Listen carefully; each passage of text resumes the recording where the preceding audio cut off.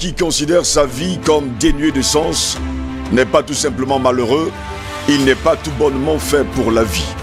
Car la vie est belle, elle est courte, elle est dangereuse, mais elle mérite d'être vécue. Mesdames, Messieurs, bonjour, très heureux de vous retrouver ce mardi 2 juin de l'an de grâce 2020 pour une nouvelle édition de DBS Matin. Très heureux en tout cas de vous retrouver ce matin devant vos petits écrans. On espère qu'ensemble nous allons passer 2 heures de bonheur, 2 heures de joie, 2 heures d'information, 2 heures de décryptage de l'information.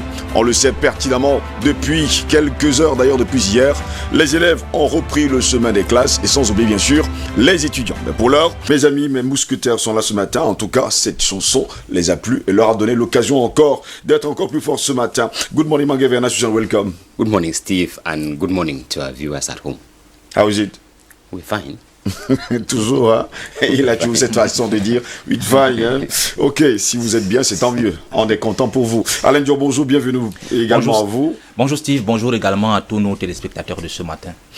Vous allez également bien? Je vais très bien, super bien même, ce matin. Je pète la forme. Ah, ok, si vous pétez la forme, c'est tant mieux. C'est pas tout le monde qui pète la forme, en tout cas, ce matin. Messieurs, je pense que nos confrères de la presse écrite ont traité de très belles informations ce matin. Vous êtes là pour la revue de presse, la première partie en langue anglaise.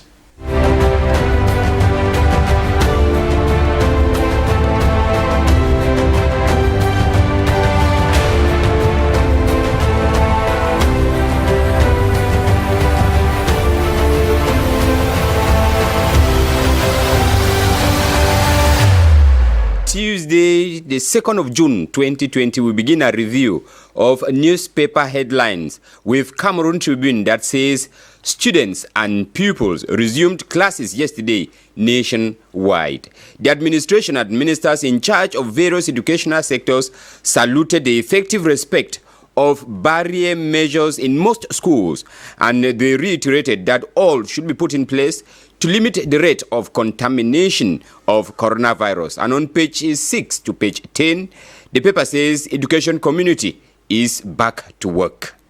Le Jour newspaper has their focus with the National Hydrocarbon Company, the SNH, indicating that the company is anticipating a fall in petroleum revenue of over 70% in 2020 due to the COVID-19 pandemic. This, the paper says, will cost the state well over 300 billion francs CFA.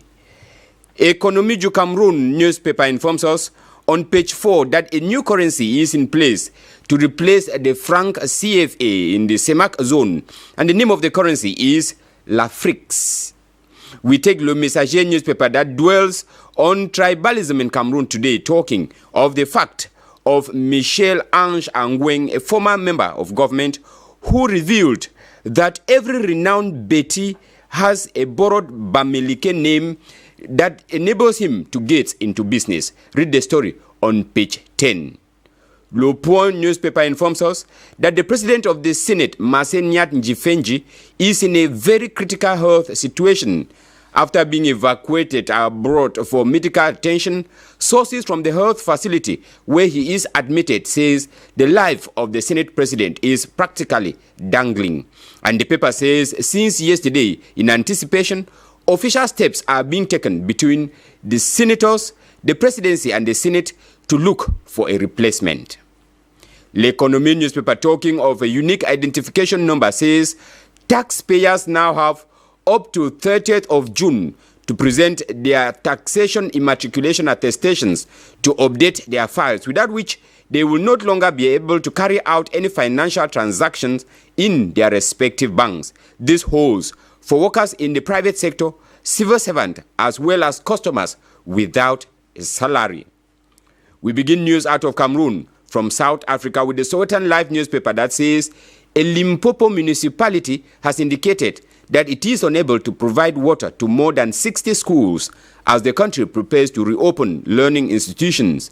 The municipality has made a submission to the Provincial Command Council that it would need water tanks that would cost about 7 million rand a month to be able to provide water to 66 schools.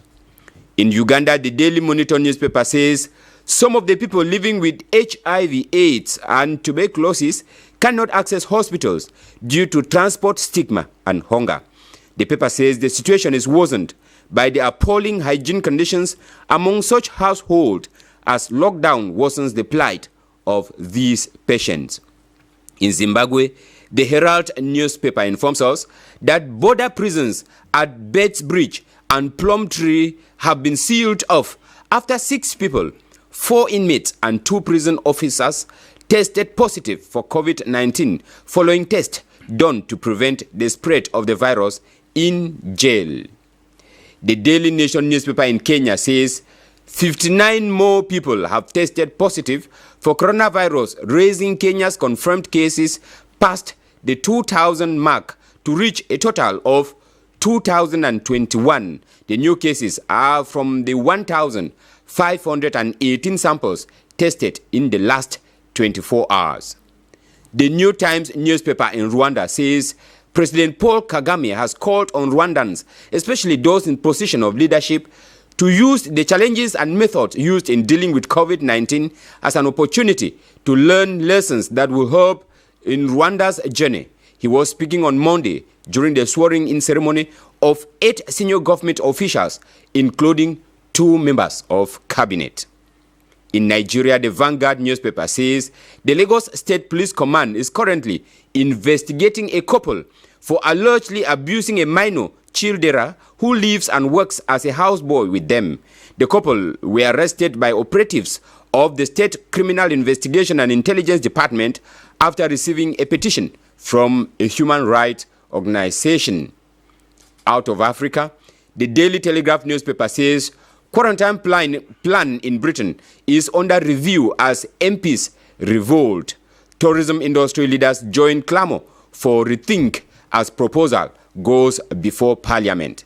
We end with the Herald newspaper in Scotland that says the First Minister warns of stricter laws as data reveals a record low in swap uptake. That brings us to the end of what papers have for today, Steve, in Cameroon, Africa, and the world. Une rentrée mouvementée du côté de l'Afrique du Sud. Une 60aine d'écoles, pour ne pas dire d'établissements scolaires, attendent toujours d'avoir de l'eau courante. C'est encore un autre gros problème, ça il faut le préciser. Yes. Parce que nos confrères de Sowetan nous font savoir d'ailleurs ce matin qu'il n'y a qu'une 20aine d'écoles qui ont encore de l'eau courante. Alors que, il faut le préciser, eh bien, il faut le dire que l'école a commencé là-bas hier également. Là encore, c'est encore plus compliqué quand il y a 60 établissements qui n'ont pas de l'eau courante en ce temps de crise de Covid-19. Allez savoir justement, en lisant d'ailleurs le Sowetan ce matin dans son édition de ce mardi. Allons-y en français, cette fois-ci avec Alain Diok.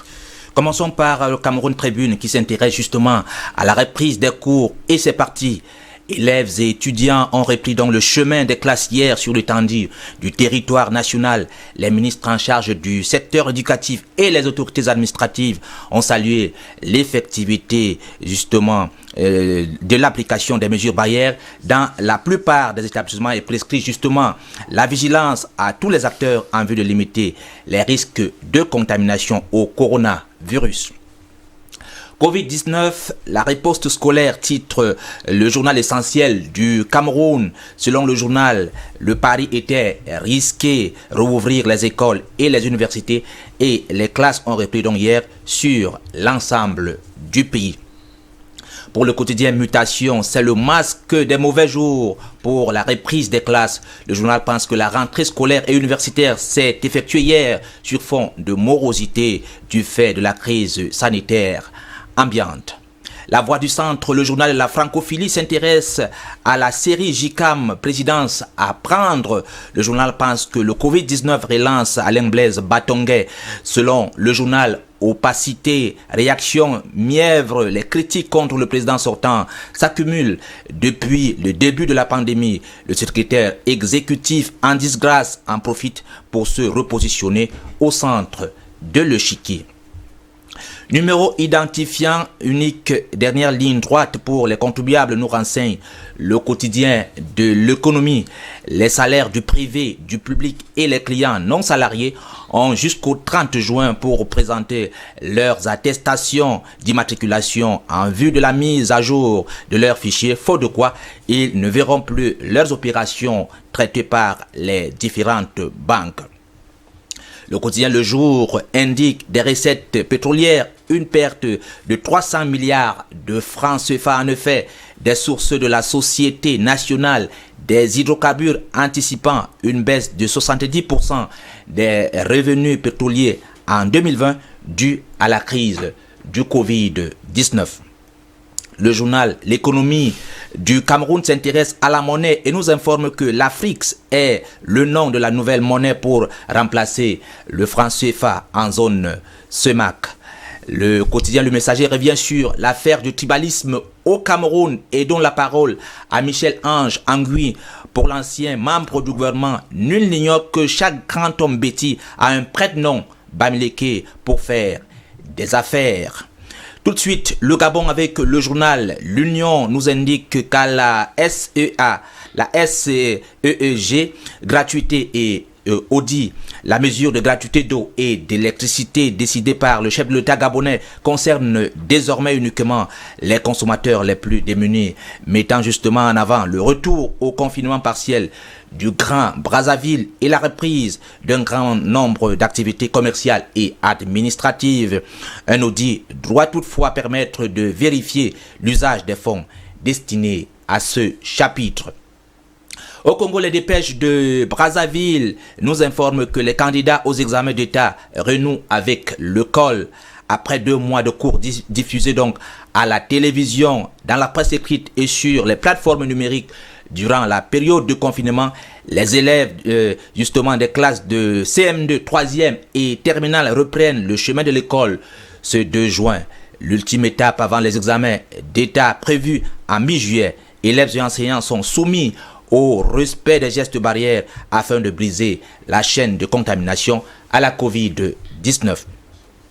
À R de Congo, le courrier de Kinshasa évoque les failles décelées dans la gestion de la Covid-19 tout en se félicitant donc des décisions courageuse prise par le chef de l'État pour limiter tant soit peu les dégâts. Le cadre de concertation nationale de la société civile a donc dans un rapport publié les déficiences justement ainsi relevées risqueraient selon les experts d'accentuer donc le spectre de la fragilité enduliant justement les efforts déployés dans l'atténuation des effets de la pandémie pour atteindre la résilience. En France, le journal Le Monde évoque donc les vagues de colère contre les violences policières aux États-Unis. 5 jours après la mort de George Floyd, afro-américain de 46 ans, lors de son arrestation par un policier blanc à Minneapolis, la colère ne retombe pas malgré le couvre-feu et la mobilisation de la garde nationale. Terminons par le quotidien sportif L'équipe en Ligue 1. Discrédit depuis l'officialisation de l'arrêt de la Ligue 1. Le président de l'Ox, Gérard Lopez, se désole de la précipitation de cette décision et des conséquences économiques et sportives qui en découlent. Steve, voilà les différents sujets traités par la presse ce matin. Et pendant ce temps, il faut préciser par ailleurs que les Français, sans oublier les amoureux du football, pour ne pas dire de la Ligue 1 en France, attendent toujours la reprise de ce championnat. Absolument. Ça, il faut le préciser. Je crois que c'est Michel Aulas qui a fait une sortie, je crois que c'était la semaine dernière. Même s'il fait toujours les sorties aussi hasardeuses, il ne faut pas l'oublier également. En implorant le président de la Ligue, justement, de revenir à cette décision. Et puis, pourquoi pas comme ailleurs, en Bundesliga. Vous savez qu'il y avait une décision qui avait été prise par la Fédération française de football, comme quoi il fallait que le championnat s'arrête là et que comme le classement était net, aussi net, qu'on prenne le classement comme il était et qu'on dise que le Paris Saint-Germain gagne le championnat, le deuxième c'était l'Olympique de Marseille et que les autres, oui, ils n'ont qu'à attendre l'année prochaine. Le problème c'est qu'il se trouve que la Série A et justement la Première Ligue commence, l'autre le 17 juin et l'autre le 20 juin. Et aussi, vous savez qu'actuellement, la Bundesliga se déroule. Et donc, les Français voient mal comment eux, ils peuvent... La Bundesliga se déroule, mais à guichet fermé, il n'y a pas de téléspectateurs. À guichet fermé, mais toujours est-il que ce sont des matchs de football, même si c'est à guichet fermé. Messieurs, pendant ce temps, du côté des États-Unis d'Amérique, eh bien, le pays est à feu et à sang. Si vous regardez encore les images hier, eh bien, les Américains, pas seulement les Noirs, il faut préciser, il y a même plus de Blancs dans les rues que les Noirs maintenant, et qui cassent d'ailleurs des voitures, qui cassent d'ailleurs, il faut le préciser, les véhicules de la police, je parle bien, qu'il y a plus de Blancs dans la rue que les Noirs, parce que les Noirs même ne sont pas dans la rue. Steve, I think that this virus of racism is not, it does not go with the fact that you are a black or a white. It is a phenomenon that some people hate it just because it is bad. because every human being is a human being. And when it comes to a situation where you maltreat another human being because of his color, it does not warrant that he was a black, so white will support the white police officer who did that. That is why you have the whites who are actually out in the street protesting such act. And it is not the first time in the United States. So they are saying that this is too much of an act that needs to be, that needs to be. Je voulais justement que vous releviez une chose simple, c'est que le noir, il n'est pas toujours enclin, il faut le dire, à la violence. Ça, il faudrait que vous le sachiez. Il n'aime pas la violence, ça, il faut le préciser. C'est pourquoi je voulais que vous reteniez. Actually, Stephen, if you look at the way George malgré Floyd, que forcément George Floyd est mort lundi dernier. and if you look at the way he was killed, he wasn't even resisting. When you look at the footage that are coming in, they took him from his car, brought him behind, and later on handcuffed and laid down. He did not resist. So you simply see that if he would have been agitating, would have been saying that maybe blacks are, but then you see that the whites are coming out to really protest that the act was bad. And if you look at what tout le monde sait qu'il faut le dire, l'acte était vraiment très mauvais. The US president is coming out to indicate that he was calling on the population that if they don't retract, he would use the unlimited power of the federal government to use force on them. And in that act, he was like adding more fuel to the flame that was already burning. That is why the whites were again angered by his action. Instead of calming down, he's threatening them with police the more. Et pendant ce temps, il faut préciser par ailleurs qu'il y a eu des manifestations devant la Maison Blanche et même devant la résidence du chef de l'État, Donald Trump. Absolument. Je crois que les manifestants se sont déportés même du côté du Canada. Je crois que même en Grande-Bretagne, je crois que j'ai appris quelque chose comme ça. Donc, il faut comprendre que ce n'est plus un problème des États-Unis aujourd'hui. Il faut que les Noirs sont en train de... Les Noirs et même d'autres personnes. Parce que vous savez que on a une jeunesse consciente aujourd'hui, que ce soit blanc ou noir. On comprend déjà que nous tous, enfin, on parle de l'humanité. Et il faut que les gens arrêtent quand même de faire ce qui, en tout cas, les crimes. Et c'est la énième fois du côté des États-Unis. Donc je crois que vous avez relevé quelque chose. Je pensais que c'est la énième fois. Je vous dirais une chose simple, rien que pour l'année 2018, il faut préciser par ailleurs qu'il y a eu 3217 décès dû justement, il faut le dire, 3217 décès de Noirs qui sont morts aux États-Unis à cause de la police, tués par la police, il faut même préciser. Absolument. Vous releviez quelque chose tout à l'heure pour digresser un peu. J'ai eu la chance de rencontrer un vieux qui a fait le maquis, qui nous disait que ils avaient la possibilité de se métamorphoser à l'époque et de tuer tous les Blancs. Mais eux, leur intention n'était pas de tuer les Blancs.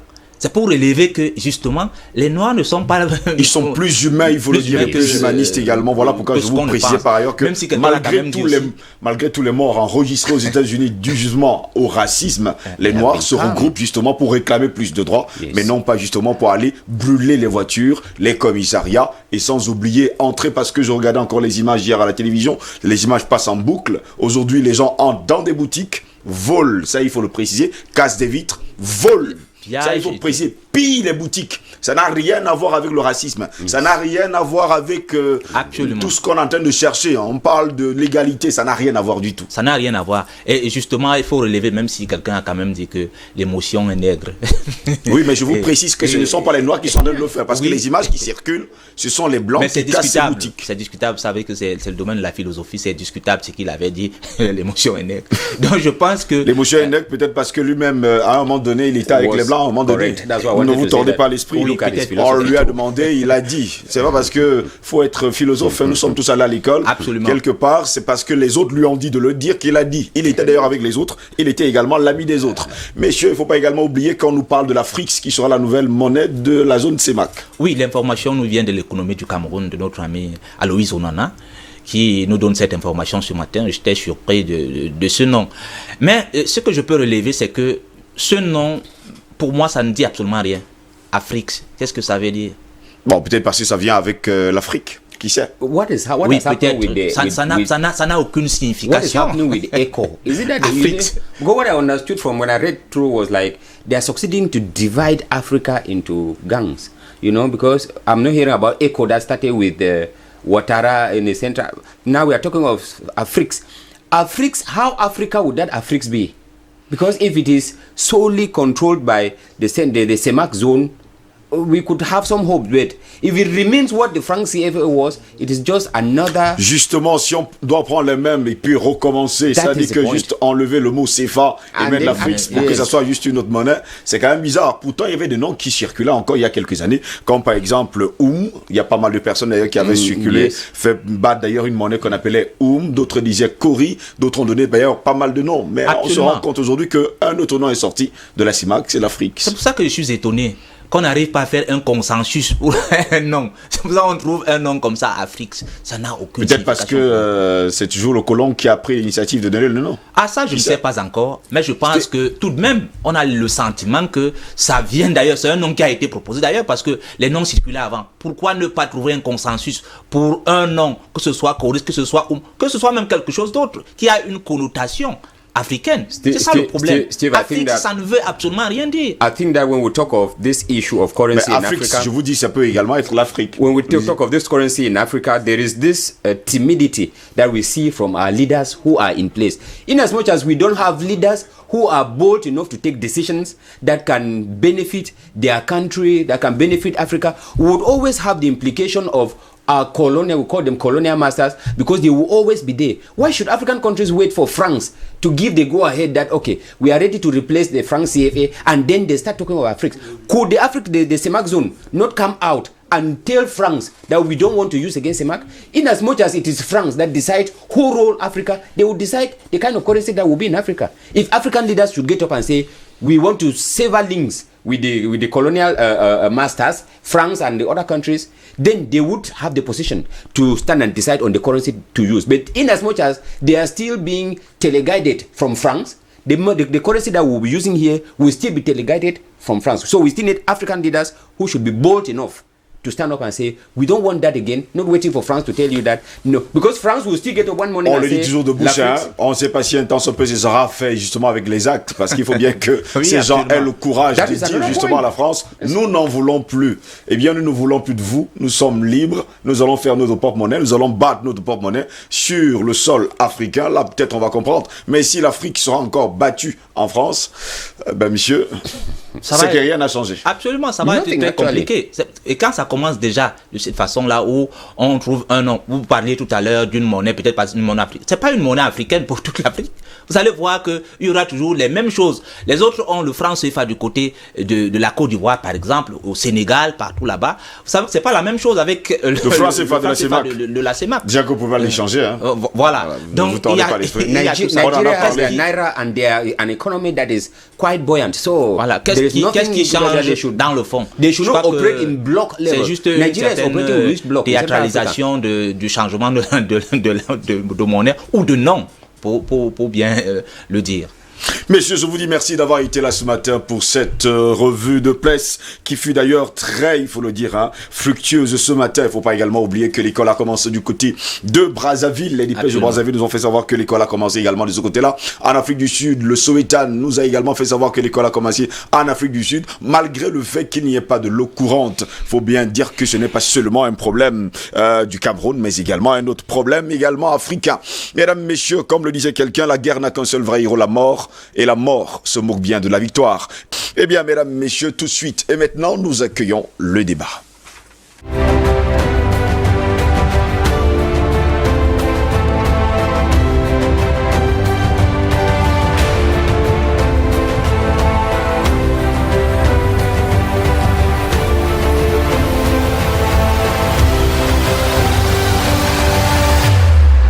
Il est nouveau et il nous retrouve d'ailleurs sur la scène de DBS ce matin. Le débat, il s'appelle Simo. Il déteste qu'on dise Robert parce qu'il n'est pas français. Il est Simo l'Africain, Simo l'homme de l'Ouest, le gars de l'Ouest, le gars du Cameroun de l'Afrique. Bonjour et bienvenue à vous.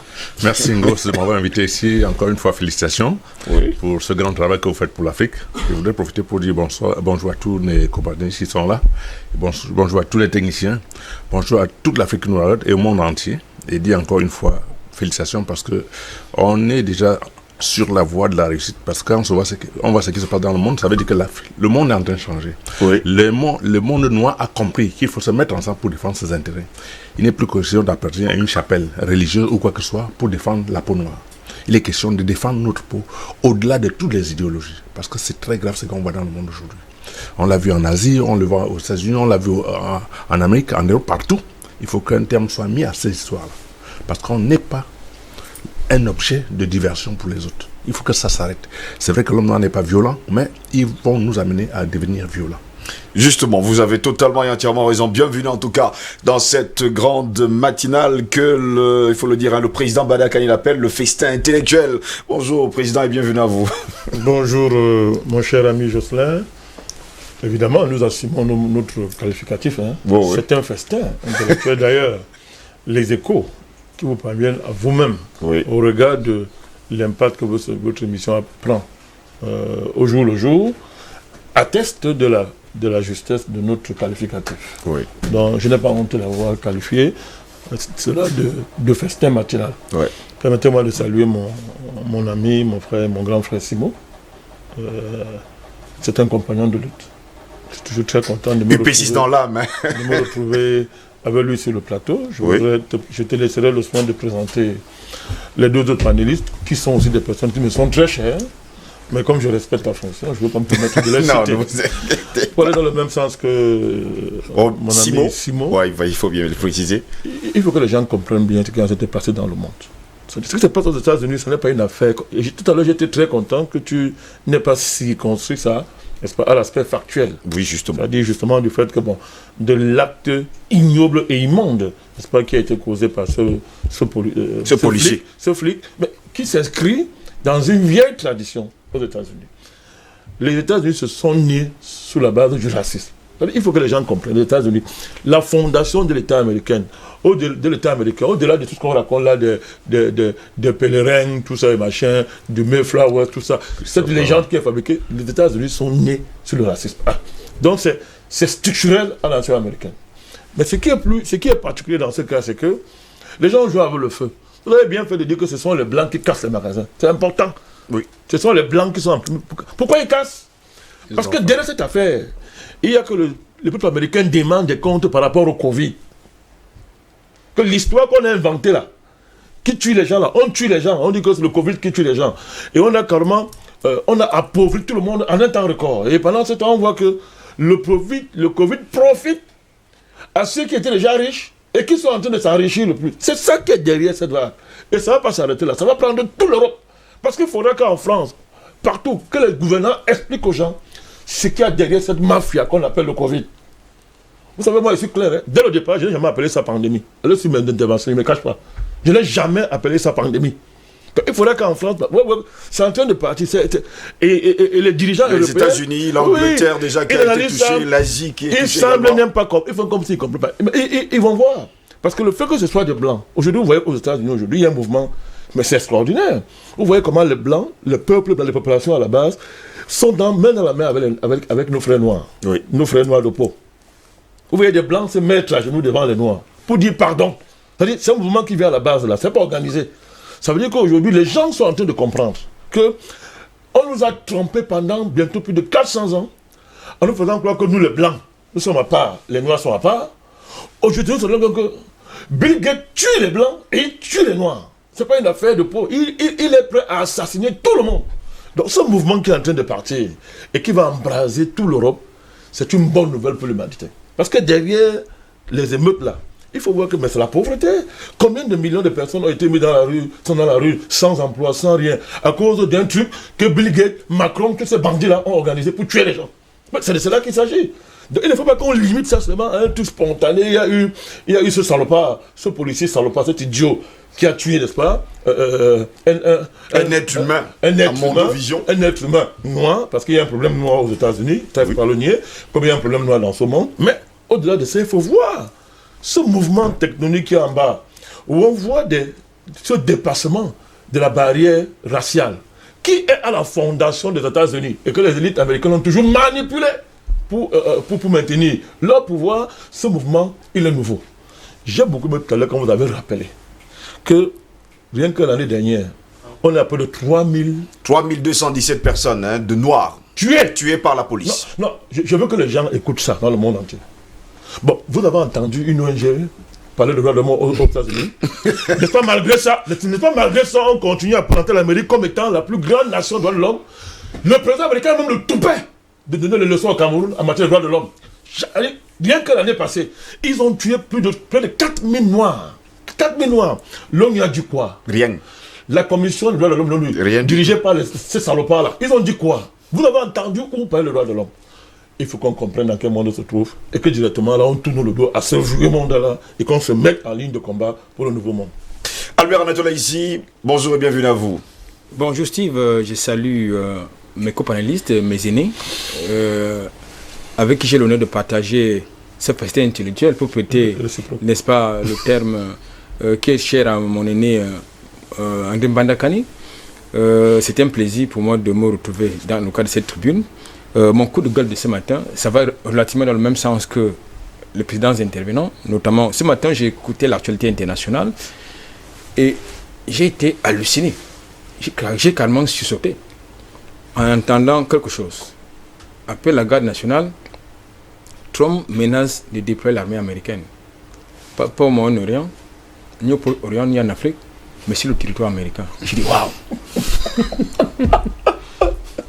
Pour mater quoi? Pour mater les manifestants contre les violences policières. Après la garde nationale, il faut préciser. Le racisme. J'ai dit waouh! Alors je me suis posé une question. J'allais dire deux questions. C'est-à-dire après les condamnations de l'Union africaine pour une fois et de celles de l'Iran et bien évidemment de la Chine, celle de la Chine, j'attends d'entendre les condamnations des autres, notamment de l'ONU. Tout à l'heure, André Mbandakani l'a souligné. J'entends d'entendre les condamnations de Human Rights Watch, International du REDAC, d'Amnesty International et toutes les organisations de défense des droits de l'homme de la même veine. Surtout pour un pays qui distribue la démocratie à travers le monde et surtout qui défend surtout les droits de l'homme. Alors là, je me suis dit ça. Le mot. Absolument. C'est vraiment très beau. Ça, c'est l'Amérique. Ça, c'est intéressant. Le pays de la liberté. Ah oui. Avec la grande dame. Avec une flamme entre les mains. Donc, j'ai halluciné. Ça se passe en Amérique. Oh là là. Bon, en tout cas, c'est intéressant de savoir. Merci en tout cas. J'espère que vous allez bien après quelques jours un peu. Relativement, vous savez, pas on ne vient pas. On ne vient pas à bout de l'adversité dans l'inaction. C'est dans l'action qu'on vient à bout de l'adversité. Merci en tout cas d'être là ce matin. Une seconde avant que vous ne passiez la parole à... Allez-y, c'est votre plateau. Vous me permettez? Une seconde. Je vous permettez par rapport aussi à la sortie de l'ambassade de France. Vous êtes au courant de leur communiqué, non? Oui. Année blanche dans les écoles françaises. Alors, ça passe comme ça. On fait comme si on ne le voit pas. Mais c'est une provocation contre le Cameroun. C'est une provocation. Quand vous lisez le communiqué, l'ambassadeur de France justifie l'année blanche par le fait qu'il y a une montée extraordinaire du Covid au Cameroun. Et que dans ce cas, vraiment, ouvrir les écoles françaises, c'est exposer la vie des gens. Alors, l'ambassadeur qui parle là, son pays est en train de forcer. Il a pratiquement obligé les pays africains à ouvrir leur espace aérien. À qui? À Air France. Donc, dans Air France, là, ce sont les pigeons qui sont dedans. Air France transporte les pigeons. Est-ce que les gens qui sont dans Air France, là, est-ce qu'on peut les contaminer ou pas? Ce pays oublie qu'il est en grande partie en première ligne parmi les contaminateurs du Cameroun. Et la France.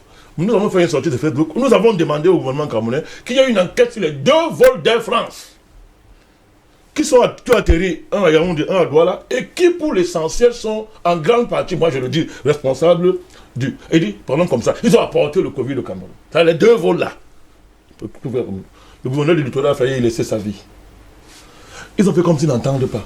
Alors quand l'ambassadeur de France fait ça, le gouverneur de Yaoundé ne disait rien, ils font comme s'ils ne voient pas, ils n'entendent pas. C'est une provocation extraordinaire. Donc, une fois de plus, moi, je dénonce le comportement de la France à travers son ambassadeur. C'est une honte. Et on ne fait pas ça à un pays ami. Ah bon. Si un jour on a été amis... Si on est même amis... Non, parce que le gouvernement camerounais nous apprend qu'on est amis de la France. Alors moi, il demande donc, c'est ça le comportement d'un ami? Alors nous parlons en France, il y a combien de morts par jour du Covid? Alors jusqu'à maintenant en France, on est encore à 200, 100 morts, 200 même parfois par jour. Mais ce pays-là décide de forcer l'ouverture de l'espace aérien avec les pays africains en général et le Cameroun. Mais quand il s'agit de la rentrée scolaire, parce que ça permet à la France de continuer sa dynamique de déstabilisation du Cameroun, L'ambassadeur fait un grand communiqué et dit que non, vraiment, nous, c'est l'année blanche ici, vraiment, nous ne voulons pas prendre le risque d'exposer nos enfants à la contamination. Et ils se trompent. Toutes leurs prévisions sur l'Afrique en matière de Covid, non seulement ont déjà échoué, vont échouer davantage. C'est plus tard qu'ils comprendront pourquoi. Je vais me tourner vers Christelle Fanga, bonjour, bienvenue à vous. Bonjour Steve Ngoz, merci de m'avoir invité. Je dis bonjour déjà à tes panélistes qui ont commencé. Toutes mes excuses pour ce petit... Vous n'êtes pas en retard, ne vous inquiétez pas. D'accord. On n'est jamais en retard au repas en Afrique. Ah, n'est-ce pas? Il y a tout le reste. Il y a tous les restes, cousin. Ne vous inquiétez pas. Il y a en Afrique, à une certaine époque, je vais vous rappeler, parce que vous le savez déjà, c'était une grande assiette et les cuillères. On ne disait jamais à personne, viens manger. D'ailleurs, chez les manteaux, on ne demande pas de venir manger. Mais je crois même que le système de la cuillère n'est pas notre système pas culturel. Pas du tout. Parfois, on mettait ça à côté. On nous a amené un système qui n'est pas le nôtre. Manger avec la main. On mangeait avec les mains et c'était très appétissant. Très, très appétissant d'ailleurs. C'était très beau de manger et de partager entre frères. Et puisque vous êtes là, nous allons partager justement ce festin entre frères. Laurent Gbagbo, bientôt retour en Côte d'Ivoire, c'est notre grande interrogation de ce matin. L'ancien président ivoirien et son ministre Charles Blé Goudé peuvent désormais se déplacer sous certaines conditions. Rappelons que les deux hommes ont été acquittés depuis le 15 janvier 2019. Ces derniers tendent désormais la main au pouvoir d'Abidjan, maintenant qu'ils ont été autorisés à se déplacer sur décision de la Cour pénale internationale du 28 mai dernier. Et bien sûr, le parti au pouvoir considère cependant la décision de la Cour pénale internationale encore trop peu claire. Ce sont leurs termes, il faut le préciser, je les retiens. Face à la presse donc et de nombreux militants qui ont violé les mesures barrières de lutte contre le coronavirus, Assoa Adou, le secrétaire général du Front populaire ivoirien, il faut le dire, proche de Laurent Gbagbo, a donné la position officielle de son parti par rapport à la décision de la CPI de lever certaines mesures de restriction contre l'ancien président ivoirien et son ministre. Pour Assoa Adou, je cite, il est temps de se réconcilier et il lance un appel au pouvoir d'Abidjan. De son côté, Joël Nguessan, ancien porte-parole du parti au pouvoir et vice-président de cette formation politique, trouve cette décision de la Cour pénale internationale ambiguë. Je retiens également ces mots-là. Il recommande à cette juridiction internationale de bien clarifier les choses. Avec cette décision de la Cour pénale internationale, la juridiction internationale impose aux leaders politiques ivoiriens de prendre leurs responsabilités dans leur volonté d'aller ou non vers la réconciliation. Là encore, je retiens les propos de la Cour pénale internationale. Pour mémoire, Laurent Gbagbo et Charles Blé Goudé ont été condamnés en Côte d'Ivoire par contumace à 20 ans de prison. À présent, tous les regards sont tournés vers Alassane Dramane Ouattara, président de la Côte d'Ivoire, pour savoir quelle sera sa réaction. Et lui, jusqu'à preuve de contraire, il n'a absolument rien dit. Messieurs, il faut préciser également que dans cette histoire de Blé Goudé et surtout de Laurent Gbagbo, qui est aujourd'hui âgé de 74 ans, réside à Bruxelles en Belgique. Blé Goudé, lui, est âgé de 48 ans. Ils ne pourront se rendre que dans l'un des 123 pays membres qui ont signé le traité de Rome, parmi lesquels, eh bien, la Côte d'Ivoire. Précisons par ailleurs que 123 pays, il faut le dire, dans le monde, sur 193, ont signé le traité de Rome, mais parmi eux, il y a 32 pays, dont la Russie et les États-Unis, qui ont signé justement ce traité de Rome, mais ne l'ont pas ratifié. Donc, précision faite, jusqu'à preuve de contraire, Laurent Gbagbo et Charles Blé Goudé peuvent aller dans les 123 pays à une autre condition, c'est que ces pays-là acceptent de les recevoir. André Bandakani, votre réaction? Non, je pense que, premièrement, il faut constater simplement que la Cour de sorcellerie internationale, que j'ai toujours qualifié de la Cour des criminels, pour moi c'est un tribunal satanique, impérialiste. Je pense qu'il n'y a plus d'effort pour démontrer ça. Ce qui s'est passé depuis 10 ans, n'est-ce pas, dans cette Cour, a achevé de convaincre ses partisans les plus têtus. C'est-à-dire même les juristes occidentalisés à outrance, aujourd'hui, ont honte de se réclamer de la CPI. Donc, il est évident que, grâce au combat que nous avons mené, n'ayez pas honte de le dire, M. Ngoz. Parce qu'il y a 10 ans, quand on a commencé ce combat, oui, tout le monde était contre nous. Tout le monde était contre nous, ça il faut le dire. Tout à l'heure, M. Simo va prendre la parole. Fanga va prendre la parole, l'apôtre. Même notre Anatole, il sait. de quoi est-ce qu'il s'agit. Donc il faut faire comme si on est là devant un cadeau de la CPI. La CPI a été obligée, par le travail que nous faisons, que nous avons fait depuis 10 ans et que nous continuons à faire, elle n'avait pas le choix. Nous l'avons mise à terre. C'est d'abord ça. On a mis la CPI à terre. Donc, cette cour pénale qui faisait trembler tous les Africains. C'est-à-dire quand on disait CPI, les présidents africains entraient en bas du lit. Il faut dire ça. Nous, là, on a mis ça à terre. Donc, la conséquence, c'est quoi? C'est que la Cour de sorcellerie internationale a honte. C'est-à-dire qu'il faut quand même qu'elle ménage son image. C'est quand même, entre guillemets, une grande cour. C'est quand même une cour pénale internationale. Un démembrement de l'ONU. C'est-à-dire vraiment, se déshabiller comme ça, parce que des petits enfants, comme ils nous appelaient les aboyeurs, ont aboyé. C'est honteux. Donc, il faut quand même que la Cour se déshabille doucement. Doucement. Il ne faut pas humilier davantage Mme Bensouda. Donc, il faut dire que Gbagbo et le président Gbagbo et Somadi sont libres, mais avec des conditions. Ça ne veut rien dire. Vous ne pouvez pas partir, regarder l'évolution. Acquitté. C'est-à-dire, la chambre d'instance dit qu'ils sont déclare acquittés. Une fois qu'ils sont acquittés. Et maintenant, après, Bensouda va nous faire croire qu'il y a une différence entre la chambre d'instance et la chambre d'appel. Elle dit, je fais appel. Mais ça fait sourire. Toi, tu es procureur, tu fais appel à quoi? Toi, tu es procureur, tu instruis une affaire. Pendant 7 ans, on te donne tous les moyens, tout le temps. Tu n'as aucune preuve. Ton dossier est vide. Tu choisis tes témoins. Toi-même, tu choisis. On te dit choisis tes témoins. Tu les sélectionnes. Ils viennent. Quand ils arrivent là-bas, ils déchargent celui qui devait, qui devait charger en principe. Ils le déchargent. Maintenant, après tout ça, le débat contradictoire pendant 5 ans, en Mondovision, la Cour d'instance dit ce monsieur est innocent. Donc, il est acquitté. Tu fais appel devant la Cour dont toi-même tu es procureur. Il faut bien comprendre ça. Elle est procureure. Toi, tu fais appel. Et deuxièmement, après, vous dites non. Tu as quitté, mais il est interdit de sortir en dehors. Tu ne peux pas bouger de la haie. Vous tournez là. Si vous tentez de sortir de là, vous allez voir. 2. Il vous a interdit de parler politique. Si vous ouvrez votre bec pour parler politique, vous allez voir. Il vous a interdit, vous connaissez tout ce qui était assorti là.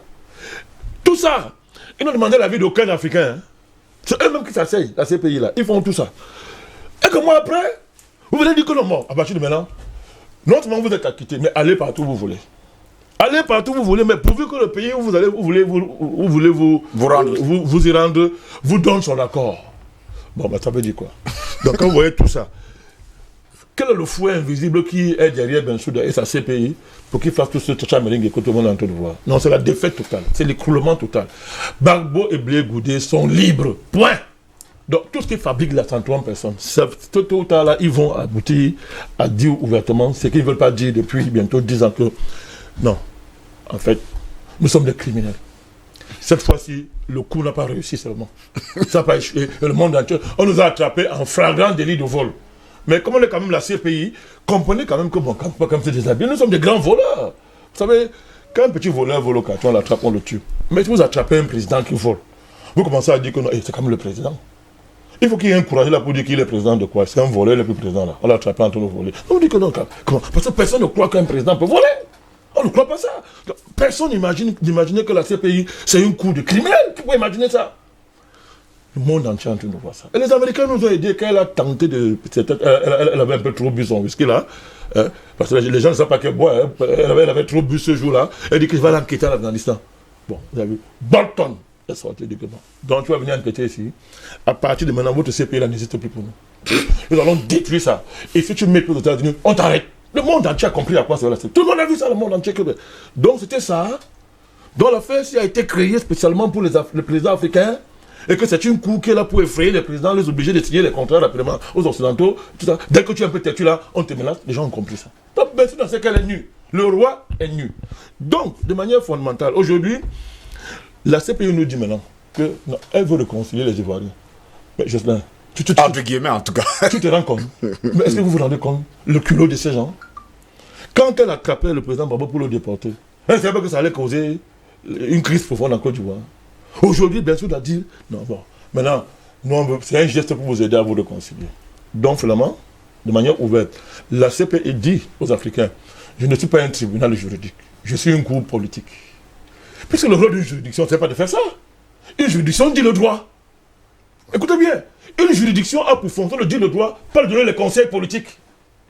Le rôle d'une cour, c'est pas de dire que bon, je conseille les hommes politiques, c'est de dire le droit. Dans l'affaire, si là, ce monsieur est coupable, oui ou non. Voilà ce qu'on attend d'une cour pénale. Pas de dire que, ok, bon, ils sont libres parce que je veux que vous le conciliez en Côte d'Ivoire. Et le monde entier, les gars. Et il y a des juristes qui vont vous dire que non, c'est une cour de droit international. On va vous dire qu'il y a le droit international. Voilà ce que Bensouda est en train de dire. Donc elle fait la politique. Elle fait la politique. Ce qui doutait encore, la preuve est là. Je termine maintenant en disant que, une fois de plus, on avait averti le président Ouattara que il ne faut jamais servir les Occidentaux. Quand tu as le pion de l'impérialisme, ça finit comme ça. Et le président Barbeau et le ministre Blé Goudé avaient dit au président Ouattara que tu vas finir tes papiers hygiéniques, ta fin, ça sera papier hygiénique. Quand on va finir de t'utiliser, on va te jeter. Qu'est-ce qu'on est en train de voir là? Quand vous regardez la sortie du pouvoir ivoirien, c'est qu'ils sont trop embarrassés. En réalité, la CPI est en train de coincer M. Ouattara. À défaut de l'envoyer, d'ouvrir un procès contre son camp, mais on est en train de le coincer. Parce que maintenant, là, M. Ouattara est obligé, soit il fait la réconciliation, c'est-à-dire il gracie carrément le ministre Blé Goudé et le président Barbeau, soit il est devant le monde entier comme étant le principal responsable de la crise ivoirienne. Voilà ce que la CPI est en train de faire. Elle s'est déchargée sur M. Ouattara. Comme d'habitude. Comme demain, ils vont se décharger sur Mme Bensouda elle-même. Vous allez voir ce qui va se passer à la Cour pénale. Non seulement on va la virer, mais on va lui faire porter tout le chapeau de saleté de la CPI. Parce qu'elle est noire, c'est une négresse. Elle avait oublié ça. Elle est une négresse. Elle avait oublié ça. Donc c'est quand même très grave. Donc à la fin, il ira bien qu'il ira le dire. Voilà le président Ouattara qui est pris à son propre jeu. Maintenant, ce ne sont pas les panafricanistes qui sont en train de le lâcher ou bien de l'attaquer. Ce sont ses patrons. Je voudrais terminer en rappelant que Mme Bensouda est l'épouse de M. Bensouda. M. Bensouda, c'est qui? C'est un des plus proches collaborateurs du roi du Maroc. Il gagne les marchés de gré à gré en Côte d'Ivoire. Autrement dit, Madame la procureure de la CPI est juge et partie. C'est-à-dire, on demande à une femme qui est bourreau à travers son mari de juger ses victimes. Voilà votre droit international. Albert Anatola ici, jusqu'à preuve de contraire, il faut le dire, la Côte d'Ivoire est signataire du traité de Rome et donc, comme la Cour pénale l'a fait savoir, leur vœu le plus cher, c'est maintenant de laisser libre cours aux Ivoiriens de se réconcilier ou non. Et cela passe peut-être avec l'arrivée de Laurent Koudou-Gbagbo sur le sol ivoirien. Écoutez, pour faire évocation de la problématique que nous évoquons ce matin, qui fait débat ce matin, il ne faut pas lire l'histoire de la catastrophe. Je préfère utiliser le terme de la catastrophe ivoirienne à la deuxième page, passer la deuxième page. Peut-être il faut rentrer un peu quelques années un peu plus tôt. Il vous souvient de la fameuse loi sur l'ivoirité. À l'époque, c'était M. Henri Konan Bédié qui était aux affaires et qui ne voulait pas entendre parler, n'est-ce pas, de l'arrivée de la naturalisation, j'allais dire, de M. Alassane Ouattara, oui. Il a fallu que M. Gbagbo arrive au pouvoir, justement, pour lui accorder le privilège. En tout cas, il a armé sans le savoir son bourreau, c'est lui qui deviendra plus tard son bourreau, en la personne de M. Alassane Ouattara. Il ne faut pas non plus passer en perte de profit les incidents de Bouaké, oui, où l'armée, j'allais dire l'aviation militaire française, avait bombardé les manifestants ivoiriens pour des raisons que tout le monde sait.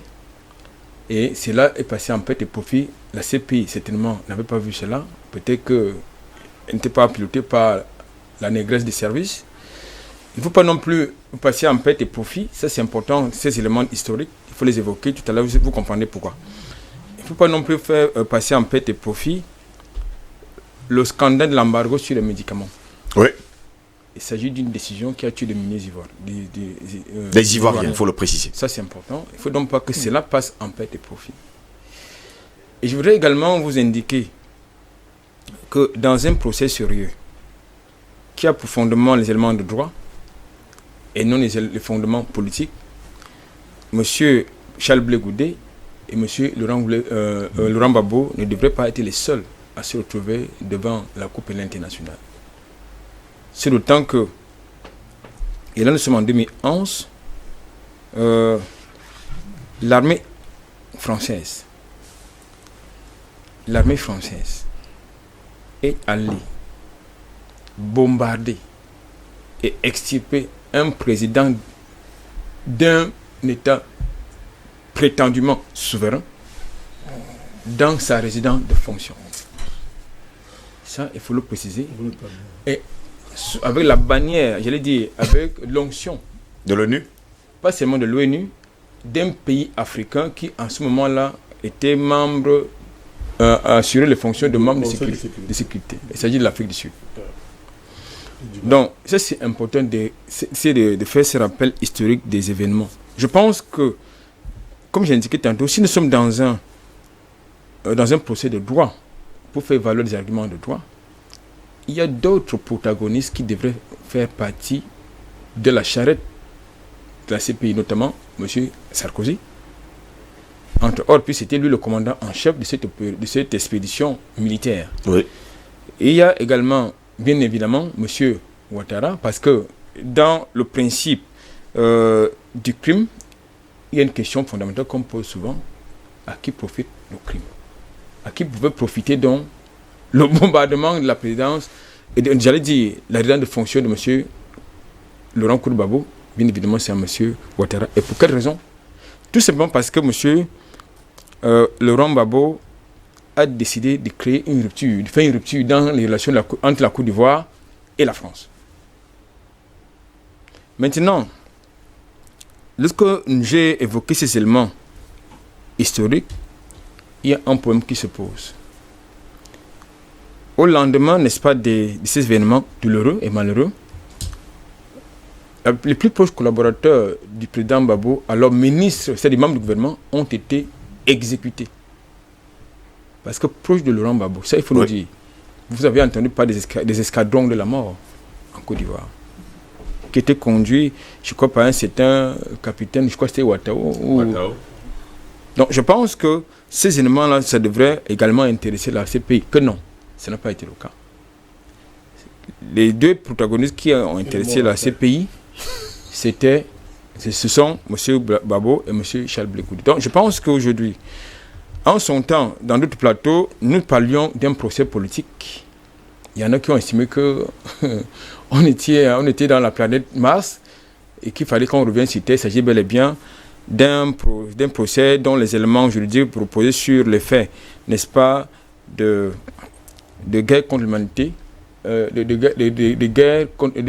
crimes contre l'humanité, de crimes contre l'humanité et tout ce que vous voulez. Crimes de guerre, crimes et crimes contre l'humanité, tant pour moi. Donc, ça c'était sur le plan théorique. Mais dans le déroulé de ce procès, nous avons malheureusement constaté, avec beaucoup, n'est-ce pas, de surprise, j'allais dire de désolation, qu'il s'agissait en fait d'un procès politique. Parce que tous les protagonistes n'étaient pas devant la Cour pénale internationale. Nous avons vu en Mondovision des témoins de l'accusation qui n'arrivaient plus à se rappeler des éléments d'accusation. Certains ne se rappelaient même plus de leur propre village. Ah, absolument. Donc, c'est vrai donc dire qu'à partir de là, ce qui se passe aujourd'hui nous donne raison à ceux qui ont justement compris que nous étions là dans une sorte de règlement de compte politique à l'effet de pouvoir bénéficier des contrats en Côte d'Ivoire. C'est ça qu'il s'agit. Deuxième chose, le fameux projet de réconciliation nationale qui a été annoncé aux Ivoiriens à l'arrivée de celui qui est actuellement là. Où est-ce qu'il en est? Où nous en sommes? Du tout. Au contraire, la plupart des actes qui sont quotidiennement posés en Côte d'Ivoire ont une autre orientation que dans le sens de la réconciliation nationale. Maintenant, étant donné justement que la Cour pénale internationale, du moins certains de ses magistrats et juges sont dos au mur, il faut donc refiler le bébé au régime d'Abidjan. Et c'est également de ça qu'il s'agit. Mais ça aussi, ça ne devrait pas passer en perte de profit. Parce que ce que je trouve quand même scandaleux, c'est une parenthèse, dans cette affaire, c'est le silence, le curieux silence de l'Union africaine. Parce que l'armée d'un pays étranger qui vient bombarder, qui vient déverser les bombes dans un pays africain, prétendument, comme on dirait tantôt, souverain, et que l'Union africaine ne touche pas du tout, il y a un gros problème. Donc je pense, à mon sens, que je partage quelque peu la suspicion de certains compatriotes africains qui pensent que nous sommes dans la roublardise du côté de la CPI. Parce qu'en fait, déjà, il faut indiquer, pour le préciser, que pour que Laurent Gbagbo, pour que M. Charles Blé Goudé aille dans le pays de leur choix, il faut se référer à leurs avocats, qui vont se référer au greffe de la Cour, qui va se référer à aux autorités de l'État choisi. Vous voyez donc qu'il y a beaucoup de maillons et ça ne va pas être très facile. Donc je pense qu'à mon sens, il faut qu'on dise le droit à la Cour pénale internationale pour que toutes les choses soient claires. Jusqu'à preuve de contraire, d'ailleurs.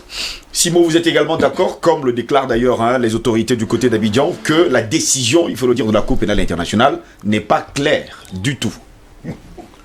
Tout à fait, M. Ngoz. Mais avant de revenir là-dessus, permettez-moi de dire un mot sur l'école française au Cameroun. Parce que c'est très important. Il ne faudrait pas qu'on passe ça comme un jeu. Je voudrais vous rappeler que il ne me souvient pas que dans un pays français, il y a une école camerounaise. Pas du tout. D'où vient-il que au XXIe siècle, on nous parle d'une école française qui ne doit pas fonctionner au Cameroun et on regarde, on accepte, on est heureux de le clamer partout. Moi, je suis scandalisé. Pour moi, il fallait fermer toutes ces écoles. Ça ne doit même pas exister. Que sont enseignés dans ces écoles? La culture africaine? On enseigne quoi? Pour qu'on vienne nous imposer ces histoires qu'on appelle école française au Cameroun. Bref, ça c'était une parenthèse. Maintenant, rentrons dans ce que je veux dire. Vous devez savoir, on m'en a passé tout le temps de parler de Bensouda. Mais, mes chers frères, je vais vous rappeler une chose. Quand vous voyez une tortue sur un mur, c'est qu'on l'a posée.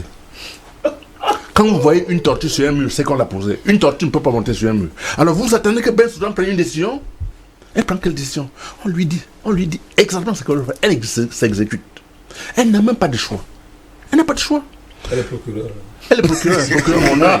Procureur. Et j'ai entendu plein de gens parler du droit ici. Mais attendez, quelque chose qui est tordu ne peut pas être droit. Quelque chose qui est tordu, à la base, ne peut pas être droit. La CPI est droit. Vous parlez de quoi? D'une CPI tordue depuis l'origine, avec des démembrements qu'on appelle l'ONU, tout ça là, l'OMS qui nous balance le coronavirus. Non, vous parlez de quoi?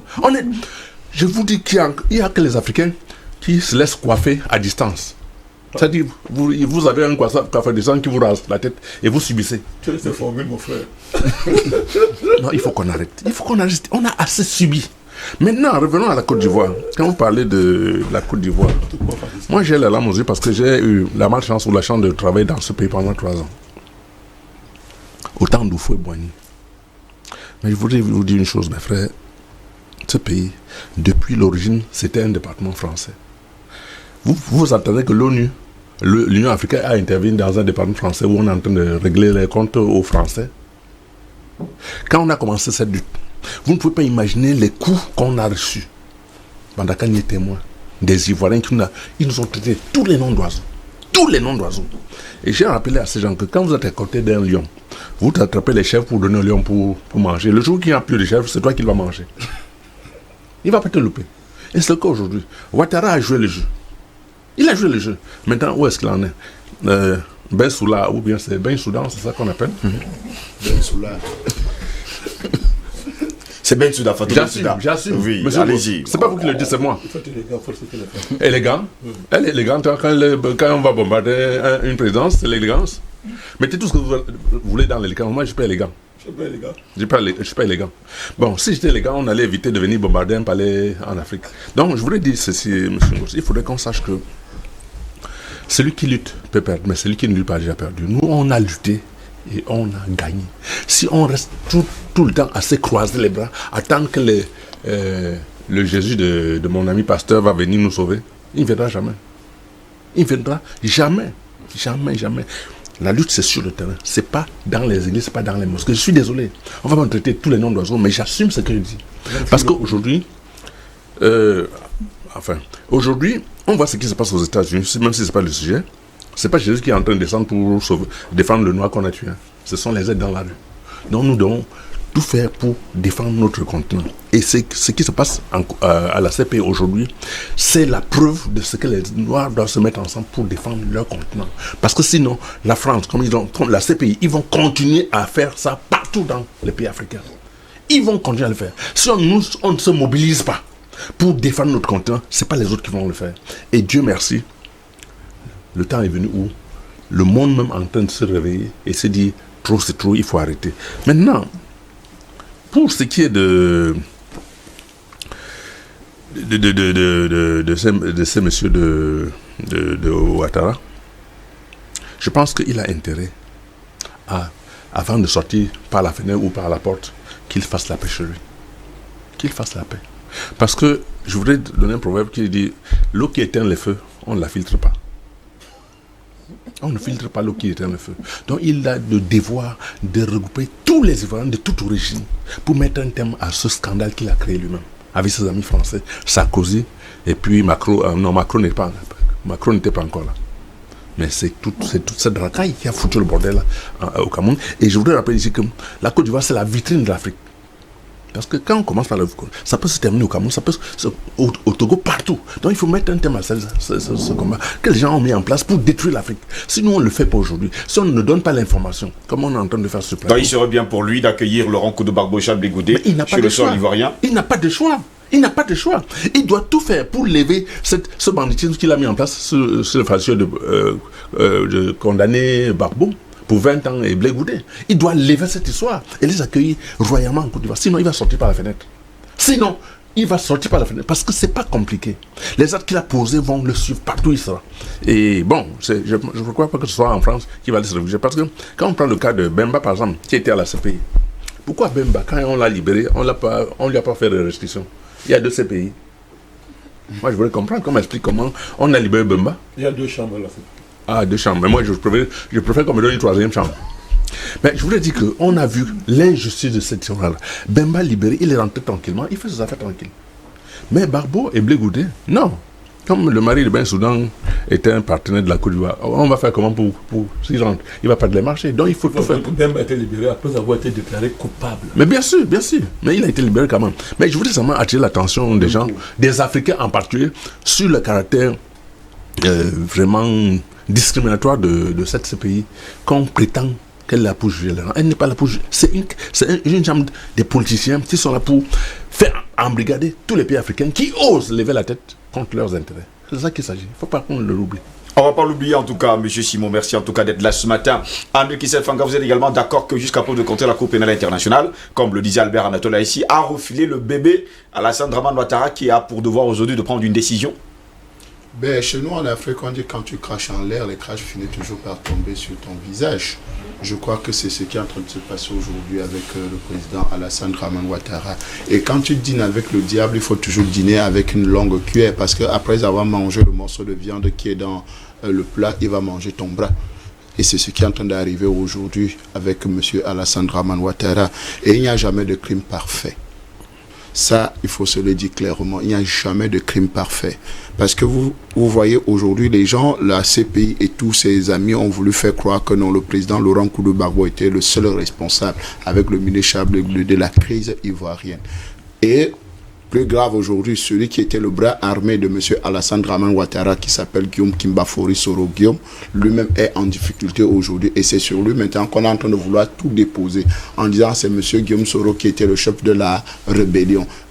Et moi, je voudrais poser une question, et comme j'aime toujours l'habitude de poser des questions, M. Alassane Dramane Ouattara, lors des émeutes dans l'armée en Côte d'Ivoire, ou bien un débrayement au niveau de l'armée en Côte d'Ivoire, il a payé 8400 militaires sortis de la rébellion, à qui il a payé 12 millions chacun, avec une maison.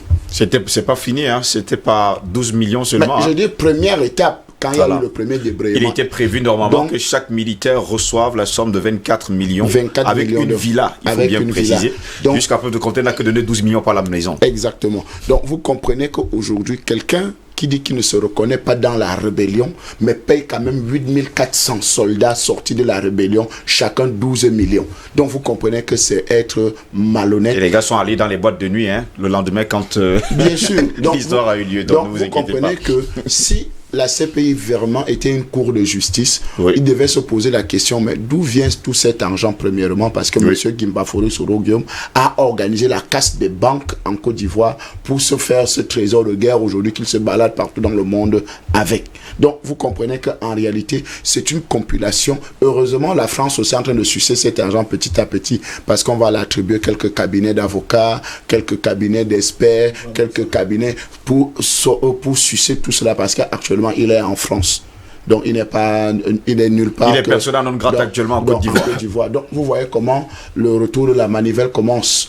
Aujourd'hui, nous sommes dans une situation ou bien dans une très grande victoire. Mais M. Laurent Koudou-Gbagbo et le ministre Charles Blé Goudé vont rentrer en Côte d'Ivoire. Que la CPI soit d'accord, que le Ouattara ne soit pas d'accord, que Ahmed Bakayoko, malgré qu'il a déjà prévu ses bandes armées, que bon, quand ça sera la catastrophe s'ils rentrent, mais ils seront agréablement surpris. Parce que le combat qui a été mené n'était pas seulement un combat politique, c'était même un combat divin, parce qu'il y a Dieu dedans, comme Ivoirien dit souvent. Il y a Dieu dans ce combat. Et nous n'avons pas combattu pour les beaux yeux des satanistes, non. Parce que toute cette compilation des gens sont des satanistes avérés. C'est des buveurs de sang avérés. Ça ne se discute avec personne. Donc aujourd'hui, nous avons déjà gagné un combat où les gens n'espéraient pas.